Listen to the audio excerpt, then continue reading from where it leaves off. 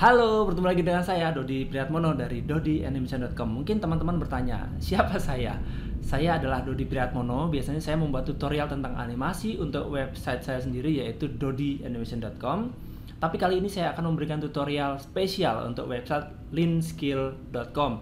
Nah, di sini saya akan membahas tentang tutorial Blender dasar, yaitu membahas dasar-dasar penggunaan software Blender. Mungkin teman-teman ada yang sudah pernah tahu apa itu software Blender. Software Blender pada dasarnya adalah software yang digunakan untuk membuat animasi 3 dimensi. Jadi kalau kita melihat fungsinya itu sebetulnya banyak, bukan hanya sekedar untuk membuat animasi, tapi juga kita bisa membuat modeling di sana, membuat objek ya, membuat objek 3 dimensi, kemudian memberikan shading atau tekstur permukaan, kemudian memberikan pencahayaan, melakukan rendering, melakukan animasi. Kemudian kita juga bisa melakukan simulasi seperti cairan ya, fluid, bisa membuat simulasi kain, bisa membuat simulasi air, kemudian bisa membuat ledakan, efek ledakan, bisa juga membuat rigging karakter, kemudian juga kita bisa membuat game juga dari Blender, karena Blender sudah memiliki game engine sendiri. Kemudian melakukan video editing juga kita bisa melakukannya di dalam software Blender, dan juga memberikan texturing langsung di dalam software Blender. Jadi kita tidak perlu menggunakan software lain seperti Photoshop atau GIMP untuk memberikan tekstur di dalam software Blender. Jadi Blender sudah sangat lengkap, semuanya ada di dalam software Blender, dan Blender sendiri adalah software yang gratis. Jadi teman-teman, ini adalah sebuah software yang bisa membuat kita produktif karena selain dia gratis juga fungsinya banyak sekali. Dan kali ini saya akan membuat tutorial mulai dari dasar sekali bagaimana cara menggunakan software Blender. Di sini saya akan menginstalnya dulu ya, kita mendownloadnya dulu kemudian menginstalnya. Saya menggunakan operating systemnya adalah Windows. Jadi teman-teman, kalau misalnya tidak menggunakan Windows, sebetulnya kurang lebih sama ya. Saya akan tunjukkan bagaimana cara mulai dari awal sekali, yaitu cara mendownloadnya. Kita langsung saja ke dalam softwarenya. Di sini saya menggunakan website yaitu blender.org.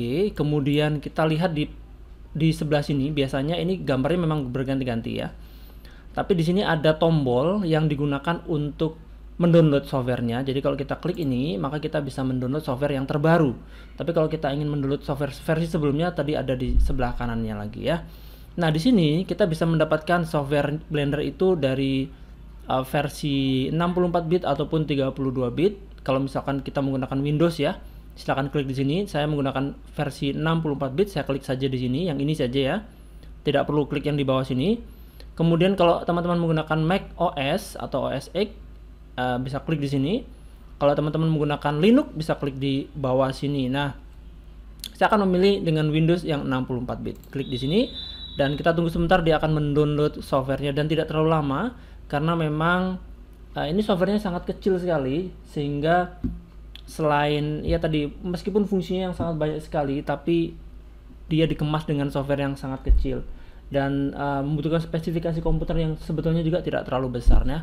Kalau teman-teman ingin melihat spesifikasinya, teman-teman bisa klik di tombol ini.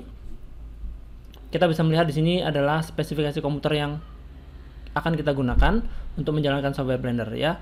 Dari yang paling kiri ini adalah spesifikasi minimum, dan yang direkomendasikan di sini itu adalah menggunakan 64 bit OS-nya. Saya menggunakan 64 bit dan quad core untuk prosesornya.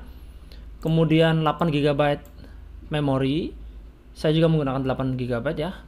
Kemudian 3 button mouse, tentu saja ada 3 tombol di sini ya, kiri, tengah, dan kanan. Kemudian VGA card atau graphic ya, GPU ya, graphic processing unitnya adalah 2 GB. Nah, saya menggunakan ini, dan ini adalah optimalnya. Jadi kalau misalkan teman-teman memiliki budget yang lebih, silakan menggunakan spesifikasi yang paling optimal. Oke, setelah di-download dan sudah diinstal, cara menginstalnya sangat sederhana sekali. Sekarang kita akan langsung masuk ke aplikasinya. Nah, langsung saja setelah kita mendapatkan softwarenya, kemudian diinstal, proses installingnya tidak terlalu sulit ya teman-teman. Silahkan dicoba sendiri, cukup next, selesai ya. Dan sekarang saya sudah membuka software Blendernya. Kalau tampilannya terlihat berbeda dengan yang teman-teman miliki, itu memang karena di sini saya sudah merubah warna dari tampilannya. Nah, saya akan tunjukkan bagaimana cara merubahnya. Pertama kali kita buka, pasti tampilannya seperti ini ya. Saya akan load factory setting terlebih dahulu. Ya, ini adalah tampilan awal saat kita baru membuka software Blender.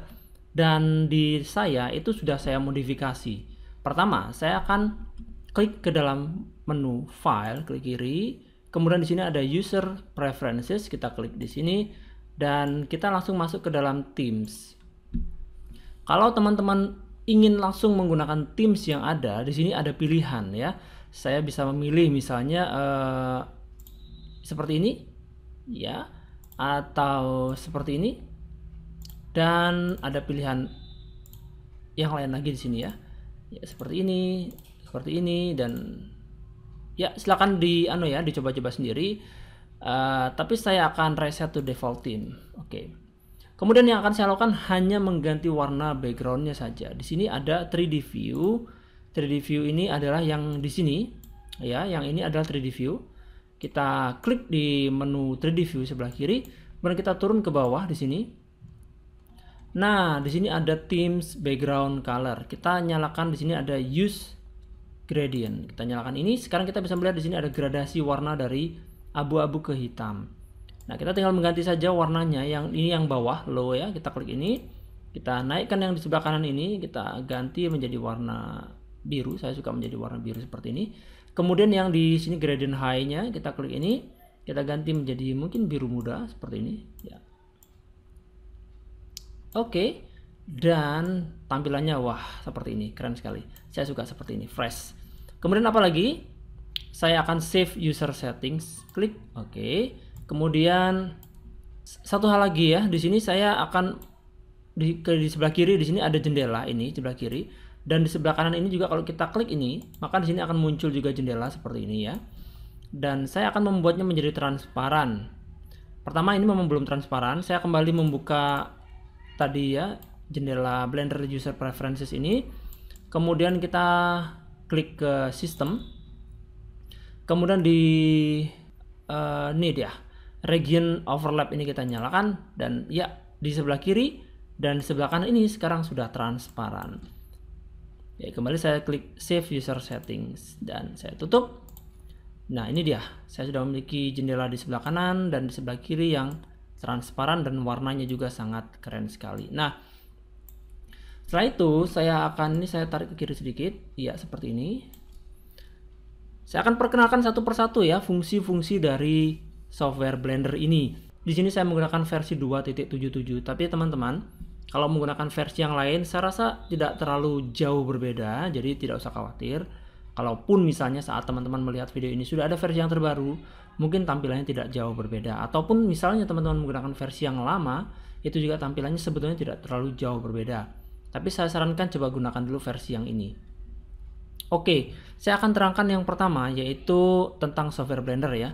Software Blender ini kalau teman-teman ingin tahu kualitasnya seperti apa, silakan membuka saja website atau di YouTube ya, silakan cari di YouTube. Di sini saya akan mencari dengan kata kunci Blender Real, REAL. Oke. Kemudian teman-teman akan menemukan di situ banyak sekali video-video yang dihasilkan dari software Blender. Jadi kalau kita lihat misalnya ini demo reel, Cycles demo reel ini adalah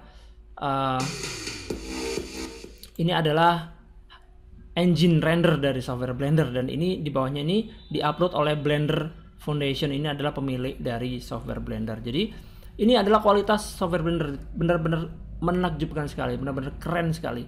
Mungkin ini sudah setara dengan software-software yang berbayar seperti misalnya Autodesk Maya, Autodesk 3ds Max, Autodesk Sofimage atau yang lain-lain. Banyak sekali software 3D ya, dan tidak kalah dengan software-software berbayar itu. Jadi tidak ada salahnya kita menggunakan software Blender. Oke, ini adalah contoh video yang dihasilkan dari software Blender.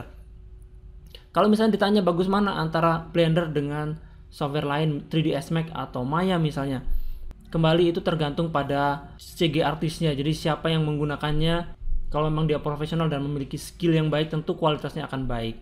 Jadi bukan berdasarkan softwarenya, tapi siapa yang menggunakannya. Oke, itu tadi ya sekilas tentang kualitas karya dari software Blender. Saya yakin teman-teman sekarang semangat untuk belajar software Blender.